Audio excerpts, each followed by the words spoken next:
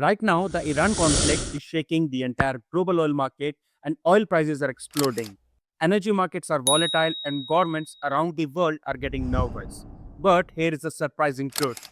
Whenever a major geopolitical conflict happens, some countries quietly make enormous profits. And in this situation, three countries are benefiting the most: Russia, the United States, and India. Let me explain. Russia is the biggest winner right now.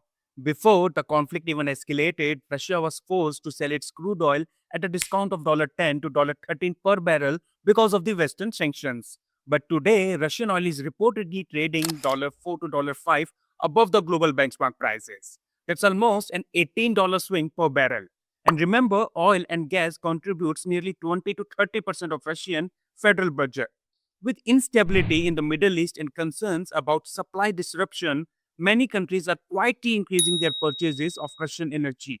Russia, who didn't even fire a missile in this conflict, getting the maximum benefits. The United States is experiencing a strange paradox, which is number two. Oil prices have crossed over $114 per barrel, which means American shale producers and LNG exporters are making massive profits. Energy companies are celebrating, but what about the American consumers? They are paying more than $4 per gallon for gasoline. So, in the United States, the winners and the losers of high oil prices exist in the same country. Energy companies are in profits, but the ordinary households are feeling the pain. And now comes the most interesting player, India. India imports more than 80% of its crude oil, which normally makes it extremely vulnerable when oil prices rise. But India is playing a very smart strategy. India is buying discounted Russian crude oil, refining it domestically, and exporting it to the other countries like diesel and jet fuel. And right now, the margin between the cheap crude oil and the expensive refined oil is very huge.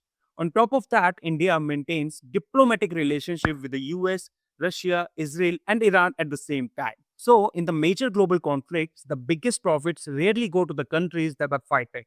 They go to the countries who are positioned at the right economic choke points and selling what the world desperately needs. And right now, that commodity is energy. Do you think that this conflict will make India stronger in the global energy market? Write your opinion in the comments. Jai Hind.